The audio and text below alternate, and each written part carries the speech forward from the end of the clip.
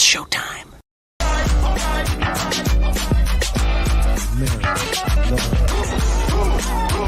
bsandbeer Media in association with STWF TV, the podcasting network.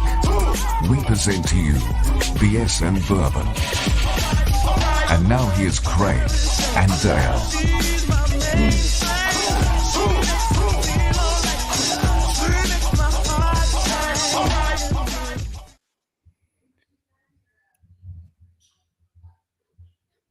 Yes, indeed, and welcome to BS and Bourbon, part of the BS and Beer family. Come for the bourbon, leave for our takes, mostly. With me is the star of Frenemies podcast, the linchpin of our entire network. Say hello to Dale, aka Little Dice. How you doing, brother? What's up, Craig? What's up, man? We are here. We're talking Saints. And we're still waiting on things to happen. But, the season's over, so figured get on here. We talk some stuff about the Saints, talk about some bourbon. Yeah, man, let's get started with this thing, man. So today, Craig, I have got some peanut butter. I'm sorry, not peanut butter. Peppermint. Those are very different things, Dale. I got them both in the kitchen, which is why But yeah, peppermint bourbon here from Bird Dog. It's I like Bird Dog. Yeah, it's really, really festive. Yesterday I was on the Parlay Perspective with STWF TV, and I had a little bit of this with some apple cider mixed in. It was really, really delightful. So Classy. Yeah. What about you, man? What you got today? All right, so I'm pulling a Dale, and I'm drinking the wrong thing for the show I'm on. So I'm on BS and Bourbon, and instead of having a bourbon on a BS and beer, I'm having a beer on BS and Bourbon. There you go. I've got myself about 5 Miller Lights lined up over here because this whole topic today is just going to kick my butt. But just to keep pace with it, I also have one of my last few Arrogant Bastard Ales, which of course is my favorite beer in the world. Any listener should know by now. So I'm going to have a good little beer. It tastes good and looks good and sounds good too. There we go. And I'm gonna keep pace with the Miller Lights along with it so that I don't rush through my good beer too quick, because this is the kind of stuff we're going to talk about today that will make you want to drink. So I noticed though you're drinking Miller Lite and not Bud Light. Yeah, that's real brand loyalty. You see the cardboard box has the Saints on it when you buy the Miller Lite. So that's why I'm not drinking Bud Light, and I'm sure there's no other ulterior motive whatsoever, political or otherwise. Probably nothing there. Maybe don't read too much into it. Yeah, there you go. All right, Craig. Well, one of the first news items I want to talk about is Pete Carmichael. Who? That's right, Pete Carmichael. He's going to the Broncos. What do you think about that, Craig? I think it's the least surprising move in the history of anything ever. Right. I mean, we thought this would happen a couple of years ago. It's amazing that he stuck around as long as he did. I mean, he's always been a X's and O's strategist that needs an actual offensive coordinator, aka Sean Payton, to make his stuff work. So it always made sense he was going to follow him there. I'm amazed it took this long. And they'll probably be pretty successful. They work well together. It'll probably be a good little marriage. I'm happy he's gone, but it doesn't mean that I don't appreciate what they accomplished while he was here. Yeah. Even if I do attribute it to Sean Payton and Drew Brees, mostly Drew Brees. Well, all the stuff I've been hearing is he's like the whiz kid that finds this, one play that, we need to run. And he was staying up all night. And he found it, and they ran it on whatever Sunday it was, and boom, it was successful because Pete Carmichael stayed up and he found this stuff. So yeah, and then when you're the actual offensive coordinator to a defensive-minded head coach who cannot dictate that stuff for you, you run out there and you are last in the league in play action and last in the league in motion and bad offense until you come around late in the year. When you got guys on the couch like me who haven't I mean, I'm an offensive lineman. What am I talking know about play calling, right? And if I'm over there dictating, oh, well, they're going to do this on first down. Okay, yep. Well, they didn't get any yards. So they're going to do this on second down. And then they do that same thing. The defensive coordinator that they're playing is going to know a lot more than I do. It's ridiculous. I mean, it was just so formulaic. It was so boring and bland. That was the worst part of the Saints this year. It wasn't that they were bad, because they really weren't. They won more games than they lost. It was that they were boring. And the offense was a big part of that. Yeah, absolutely. But so I want to kind of go back to something you just said. You're saying an offensive lineman can't call plays? I'm saying that most don't. How about that? I mean, speaking of offensive linemen, congratulations to the best part of our O-line this year, Aaron McCoy being named to the Pro Bowl. He deserves it. Yeah, that's a good little segue there, Craig. Eric McCoy going to the Pro Bowl. Is this an achievement, or is this,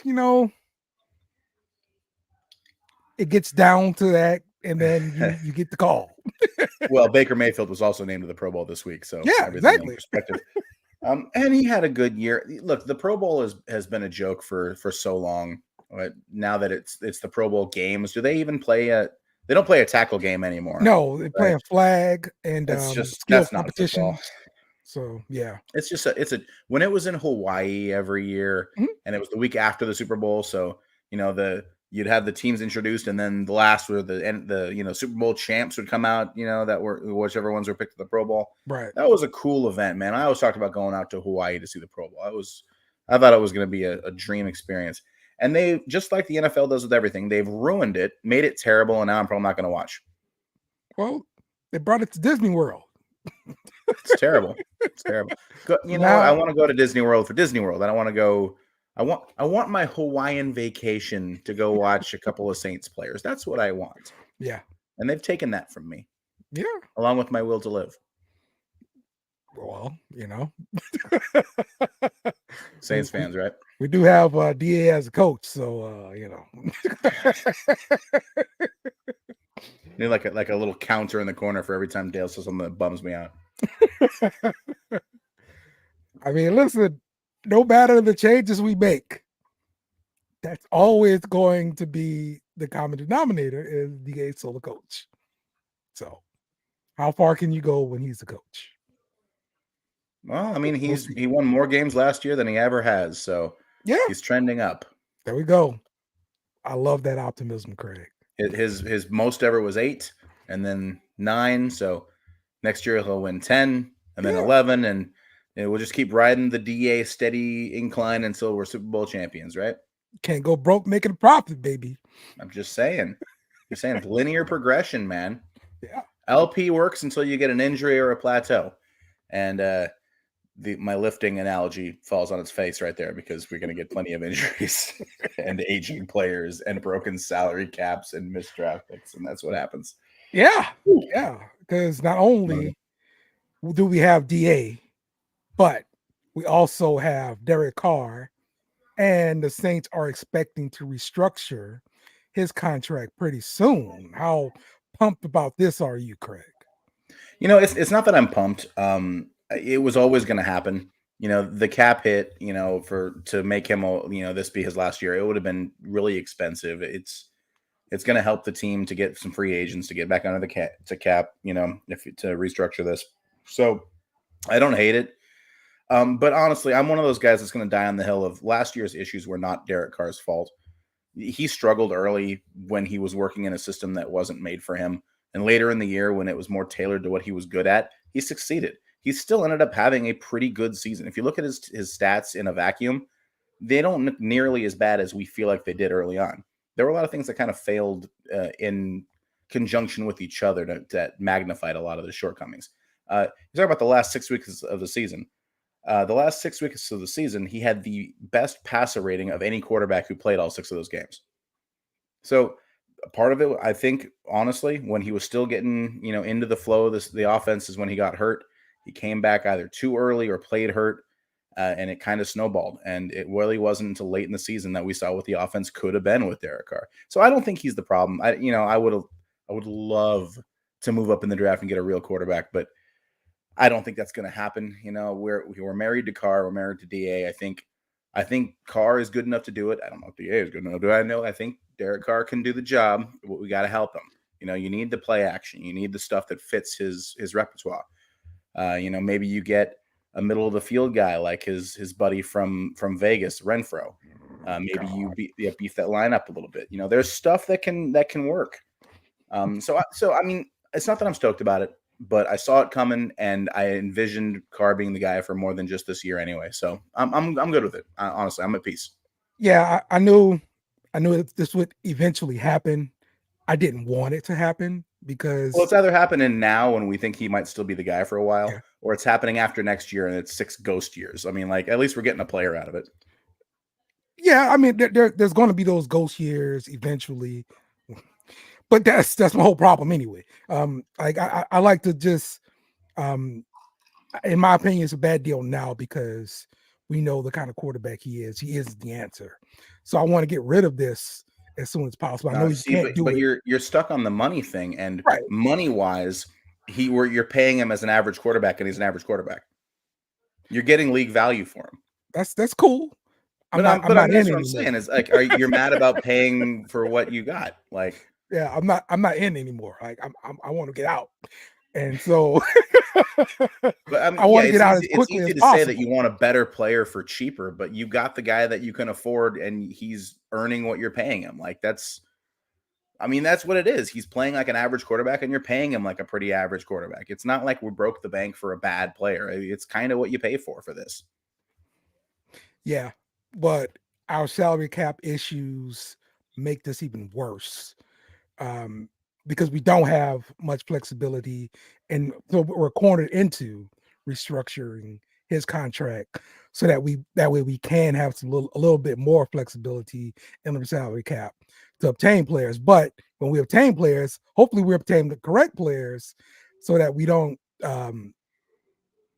make a bad deal that we want to get. Yeah, I mean, when we trade Lattimore and Kamara in the next couple of weeks, that's going to free up a little bit of money down the line. So, it's going to move some of that stuff up. The Cam Jordan stuff, the Mario Davis stuff, that's going to be tied to us. I mean, they ain't going anywhere. Please don't get rid of that. Please don't do it. You can't stretch them out any further. I mean, you're going to get one of those Bobby Bonilla contracts. You're going to get a couple of million a year for 30 years at this rate. Yes. So, but I mean, but those big name guys, I mean, what other big names are you paying right now? You got to get Rashid Shaheed on an actual contract, because I think he's only an exclusive rights free agent right now. So you have to actually pay him. But Olave's on a rookie deal. Miller, whether he's good or not, he's on a rookie deal right now. So you've got some guys on offense that you don't really have to break the bank for, which means once you get onto the cap, you can spend some money on a pass rusher, maybe another lineman. Like, you don't have to, go after this kind of top of the market stuff. You can kind of take your lumps on the salary cap while getting back to base level. But part of that is stretching Derek Carr out for a while. You need him to be your starting quarterback for 5 years, basically. What do you think a guy like Russell Wilson will get next year, coming off of the seasons that he's had? Oh, too much. Okay, too much for sure. He'll get lauded as, well, he's the Super Bowl MVP, and he was just in a bad system, and they did him dirty. All of which is accurate, but Atlanta's going to pay him way too much money, and that team is going to fall apart at the seams. I can't wait for it. So you think for sure he'll go to Atlanta? No, not for sure, but yeah, I think there's a good chance of it. I could see that. I could see maybe Minnesota if that Kirk Cousins kind of relationship can't be saved. Yeah, I could see him in Minnesota. Okay. Because I'm wondering, like, when a guy like him signs, and then we compare it to the Derek Carr contract, what would it look like? I mean, it's tough, it's a different season, so there's a different, bunch of guys it's competing with. Right. The market's different, so I mean, it's never going to be a 1-to-1. But yeah, it's going to be comparable in probably the years. They're pretty similar in age, I believe. So I mean, there's going to be stuff to that. Yeah, let's see. I'm sorry. Carr, I'm sorry. Yeah, this Wilson is making me drink. Is about, what is he, 40? He's not 40. No, I'm sorry. He's 36. Okay. Well, so Carr's younger. Mm-hmm. What's Carr? 34? 35? Let me see. Carr. He is. Come on. This is the 32. stuff you tune in for, guys. 32. That's not old. Okay, so there's a bigger gap there. Mm-hmm. He's obviously had a lot less success. He hasn't had the kind of stuff happen in his career that Wilson has, but yeah, that's comparable. There's going to be conversations about that. Okay. All right. The Saints have interviewed Clint Kubiak. He's a passing game coordinator for the 49ers. And they've also interviewed Brian Greasy, who's a quarterback coach for the 49ers. So does it concern you that we are interviewing guys who haven't called plays this past season? I mean, not really. Okay. I'm used to Pete Carmichael calling plays, so no. No, I'm not. And he's called plays before, so no. No, I mean, you want fresh blood. That's what everyone's been saying. You don't want a retread. You don't want Ronald Curry, who's already been in the building. You don't want Chucky, who's been out of the game for a few years and also is kind of a creep. So what do you want? You want new and exciting, and you want what's happening in San Francisco. You want what's happening with McVay's tree, and to me, Kubiak and Greasy are the obvious, rising stars in that kind of lineage. It's the next step. This is revolutionary stuff that they do with their weapons in San Francisco. I want all of that. Yes. I've been. You see Deebo Samuel getting these, sweep plays that go for 20 yards every time, and I want to see Shaheed on some of those plays getting downfield. I want to see all that. So I mean, it's not a deal breaker that they haven't done it yet. I think they're probably there's a reason they're as highly sought after as they are, and if we could land one of those two guys, I'd be pretty happy about it. So listen, there's a little bit of a trend going where the NFL is pulling college coaches. The Boston College head coach took the defensive coordinator position from Green Bay. Okay. Now it's not very often at all you hear a head coach leaving for a coordinator position from college to the NFL, but because of the NIL, the constant recruiting, your own roster and new players, transfer portal, all that kind of stuff. And you're seeing Nick Saban retired. Different coaches like this, they're trying to get out of the college game. Oh yeah, it's a nightmare right now, I imagine. So this leads me to think, why don't we look at some of these brilliant minds on the offensive side that may be a head coach in college, and let's get those guys in for an interview.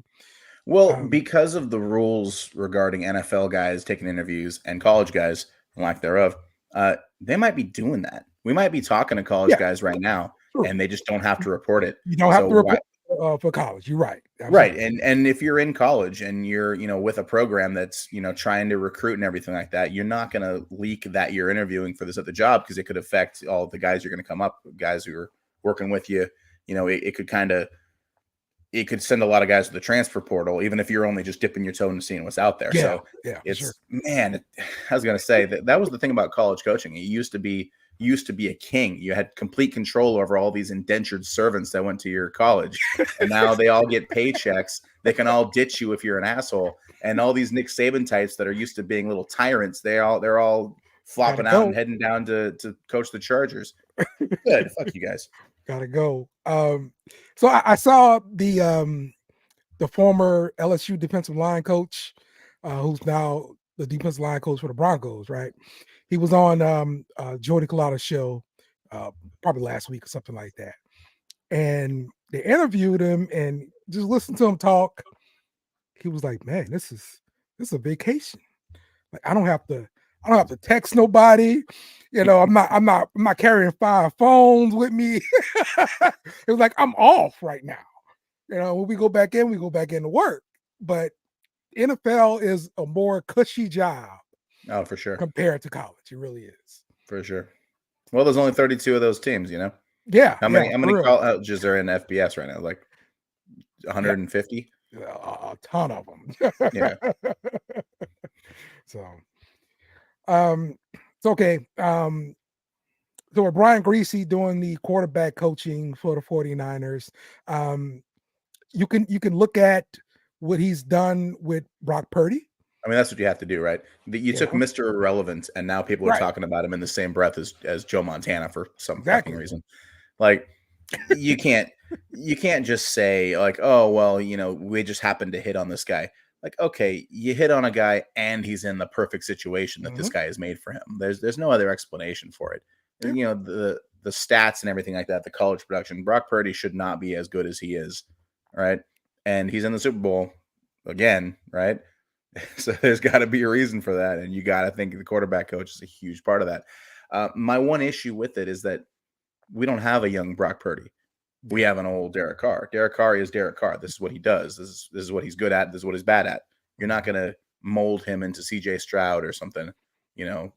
If you want a guy like that who's going to develop a new quarterback, he's not going to fit with us because we're not in the new quarterback game right now. We're in the win now with this old ass roster game. So that's why I gravitate to a guy like Kubiak. It's going to be easier to implement a new system than it is to change the guys in it. Yeah. So to me, Greasy's not my favorite of them. If we were in the quarterback shopping market, he would be my pick. I would want him badly because I want to develop a new guy. The guy from the Texans, I would have liked that. What he did with Stroud and all that. Right. So if it was a different situation, if DA was gone, Carr was gone, and we were shopping, for a Jaden Daniels type, I would want the quarterback coach. But I think right now it's not the perfect fit. Okay. Well, look, I'm not going to be picky because look, I would hire the water boy from San Francisco. Right. The one name people keep talking about, and the name is escaping right now. It's the offensive coordinator from the Bears, Getsy. Is that his name? Uh-huh. So he was not good with the Bears. Their passing offense was, I think, 32nd in the league a couple of years in a row. But is that a Justin Fields thing or is that a Getsy thing? Because the year before that, when he was with the Bears, he had Aaron Rodgers win back-to-back MVPs. So he's in the conversation. His running game is always very good, even with Chicago. I know some of that was Fields. But I wouldn't hate that pick. I know everyone else would because of the Bears stink that's attached to him. But, he's won MVPs with working with Rodgers, and the Bears did get better towards the end of the year. They started running the ball pretty good. I think they were top 5 in the league rushing. So, I mean, you could talk me into that one, I think. I wouldn't love it, but you could talk me into it. So, let's see. Luke Getsy is his name, if I'm not mistaken. Because I'm not going to give him much credit for what he did with Rodgers. Like, sorry, you can't. Oh, he's just Rodgers is just special, and you don't need no help. Right, right. You're not getting much credit for that one. I'm sorry. No coaching, no help, no vaccines, right, Rodgers? I don't judge. So I'm trying to pull up his history real quick. So okay, he went Packers. Mm-hmm. Let's see, second stint with the Packers. Yeah, he worked under McCarthy with the Packers as quarterback coach, and then when he came back to the Packers, I don't think it was quarterback coach. I think it was one of the coordinator spots. So yeah, that to me, it's a similar situation as you're hiring another guy who wasn't the play caller because he wasn't the play caller in Green Bay. So he got to be the play caller in Chicago, and you got what you got. With Fields, with all that kind of stuff. Man, can you imagine if somebody like kept drafting Fields in fantasy football? Could you imagine how that person must feel? Yeah, I'm not trying to give that guy another chance. Like, no. Like I said, I know who I want them to get, but I could talk myself into it. Yeah, hell, if they got Chucky in there, I would talk myself into it. I'm a Saints fan. This is what I do. Yeah, I mean, look, eventually that's what's going to end up happening with everybody. But well, I think the perfect situation is you get Kubiak, who's got the pedigree, who's got the experience with that system that you want, the new exciting stuff, and then you bring in like Gruden as just just as assistant, just some kind of senior assistant, whatever bullshit position that people won't get as mad about. And his job is just to make Derek Carr fit into this system. because Derek Carr always struggles in a new system. It took him however many weeks to get into this one we did last year. So if Chucky's whole thing is just making the two work together, cool, fine, awesome. I want the new sexy, hotness offense, and then just get old Derek Carr to work in it. Okay, that's my goal. That's my dream signings this year. That's a plan. That's a plan right there. So it ain't gonna happen. We're gonna have Ronald Curry because everyone else is either gonna get snatched up or take a different offer. I don't want to be. Twitter and X or whatever you call it is so negative right now. Yeah, everyone is so down on everything. It's like, oh, you're not moving fast enough. None of the guys are going to be left.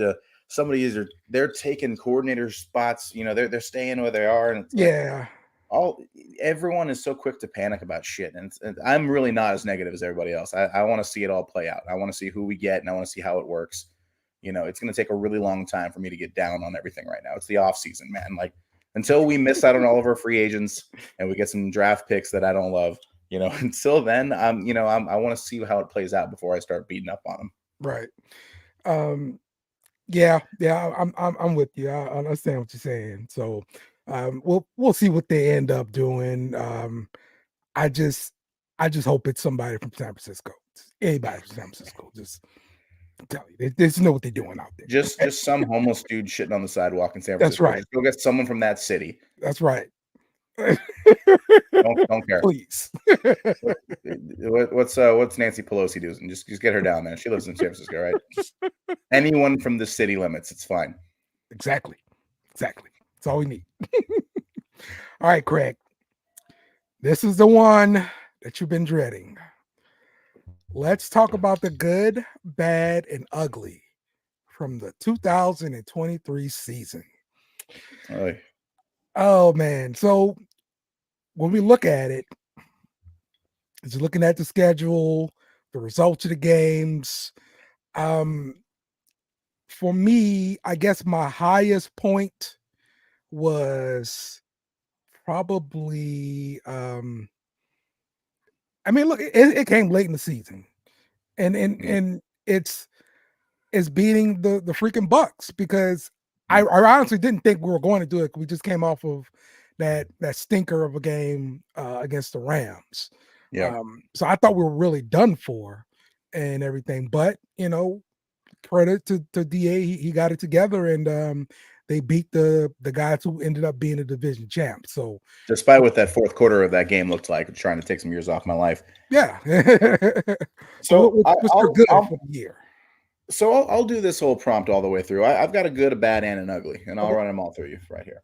So my good was the Giants game. That was the game that I went to in person, the only one I got to go this year, and it felt dominant.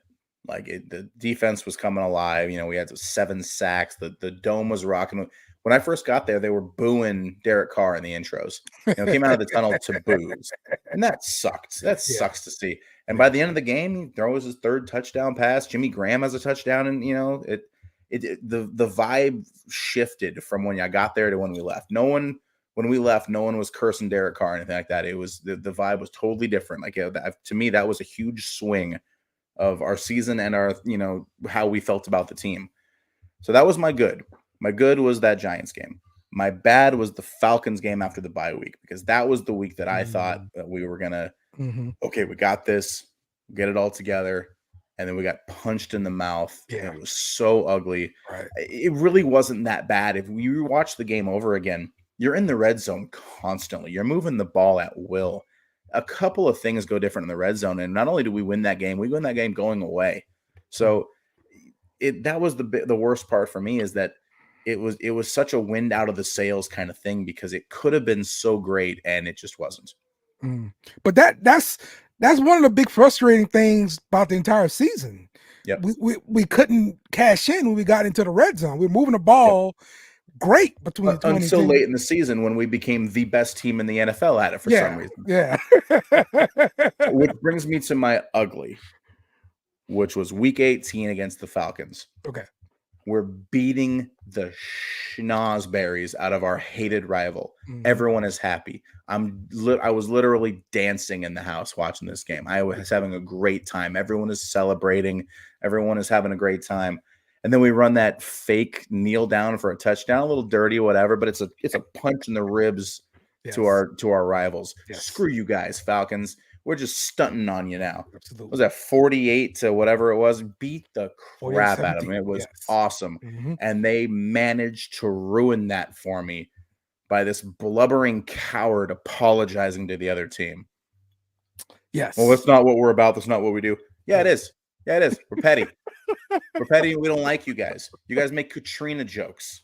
Okay. Mm-hmm. You guys still play rock you like a hurricane at your home games against us. Fuck you guys. Mm-hmm. I hope that we beat you by 30 points or what it is. And I hope that we rub the salt in a little bit. I hope that you enjoyed having your season ended while we stomped on your throats. Yes. Fuck you guys. Yes. And to go out and apologize to them and go, like they wouldn't have done the same damn thing to you if they had the chance. Stupid Falcons. Stupid Falcons. So yeah, dude. So Dennis Allen making that a embarrassing, sad ending to the season, which what should have been an absolute exclamation point of, hey, we finished strong, things starting to look up, things are starting to click, we beat the crap out of the guys that we hate, good way to end it, let's have a drink. And instead it's, God damn it, Dennis Allen, you ruin everything. Yeah, for sure. So I'm gonna say my bad was probably the Rams game. We got like dump truck pretty much.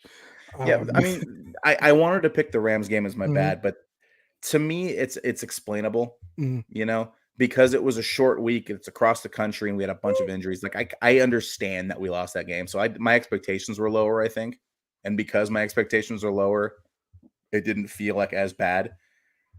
Well, for me, it was more confirmation. Like, we don't belong in the playoffs. Like it's not gonna happen. Like that's easy, but I don't think that was true though. Okay. I mean, when you look at that matchup, if we had them on a full week, of rest and you're able to scheme for these guys, I think it's a completely different game.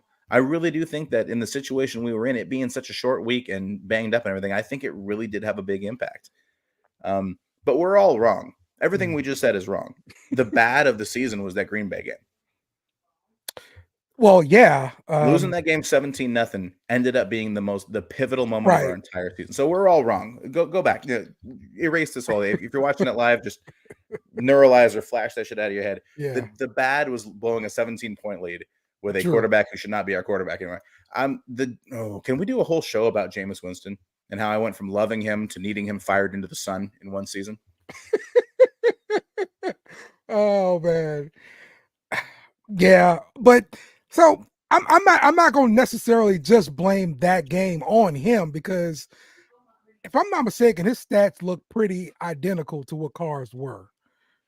Let me pull that. I mean, but Carr got us into the end zone. He led scoring drives.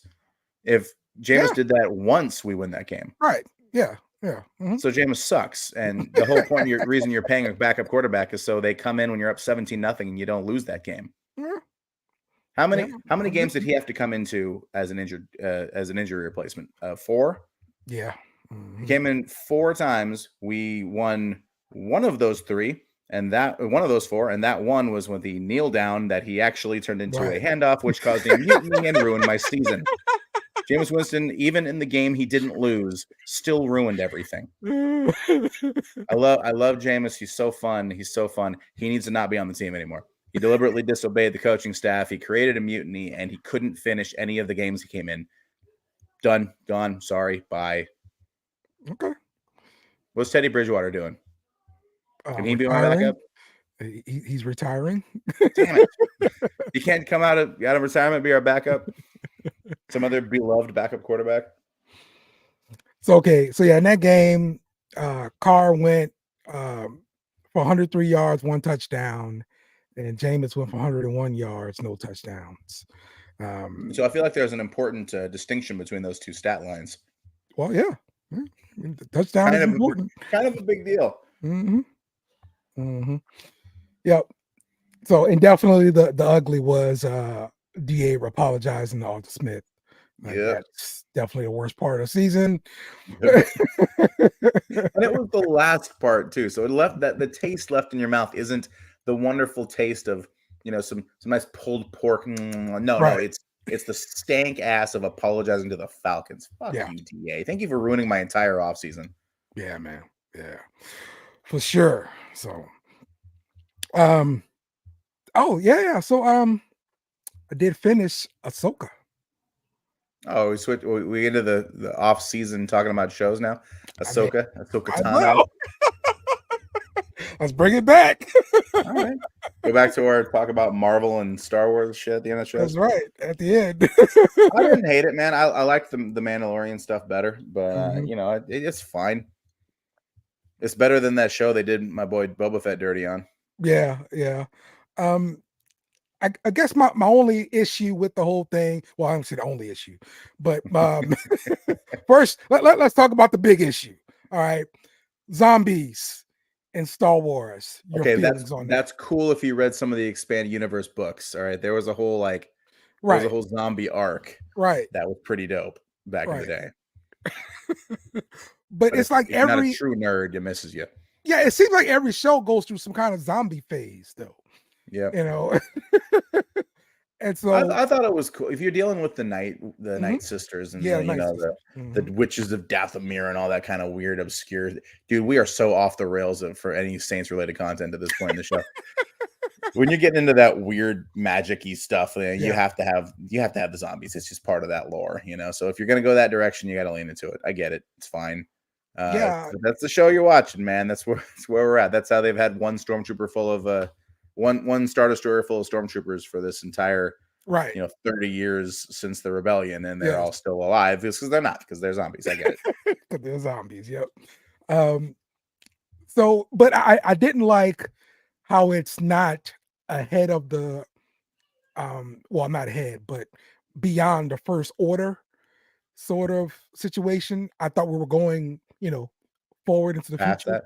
No, Yeah, I think we're they're going back. still dancing in that Mandalorian zone, which is after Jedi but before Right. They're Force filling Awakens. in this gap now. That's what they But do. I think that's what they're going to do, is they're going to fill that in to where the remnants of the Empire are going to build Exactly. into what the First Order is. So you're going to see because that was one of the things I hated about the Force Awakens was it was like, oh, so there's just this giant, all-encompassing army and that's in charge, and Right. that no one did anything to stop it from growing out of nothing. It just appeared one day. Like, that's Yes. stupid. This is a Yes. stupid thing. You're just remaking A New Hope. Okay, you Yes. guys are assholes.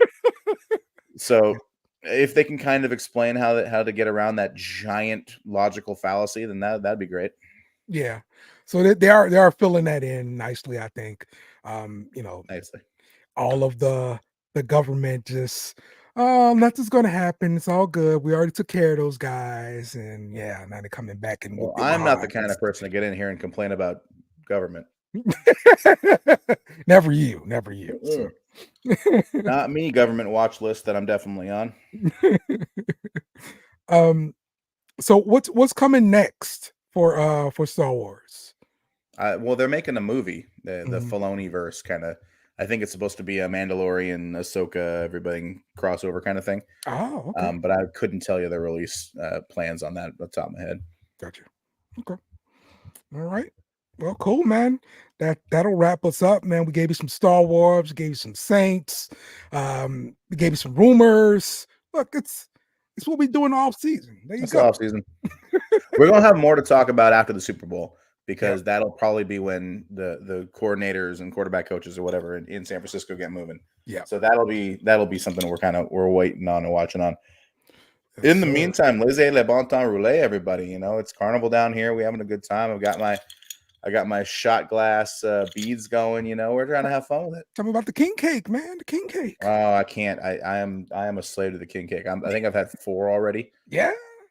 Oh, you know what I got? They had a crawfish stuffed king cake that my wife got us, and that lasted about 35 seconds. So that should tell you something about that king cake, man. I tell you, king cake is a weakness for me. Tell me about this crawfish one. Like what was? So calling it a king cake is generous. It was some round French bread that was stuffed with like a crawfish, kind of like like a tuna salad, but like with crawfish, and it was a little spicy. Oh man, it was good. It was too good. Oh, and the melted cheese over the top too. Right. Man, my goodness. Yeah. Now I'm hungry. All right. We're gonna get out of here so I can go eat something, because that just made me hungry, this whole conversation. All right. All right, well, let's go wrap up the show this week. We appreciate everybody joining us, and we're going to see y'all next week. Have a drink. It's on us. Who that? Remember to follow us on social media at bsnbeer Media. Also, smash the like button on YouTube and share with friends.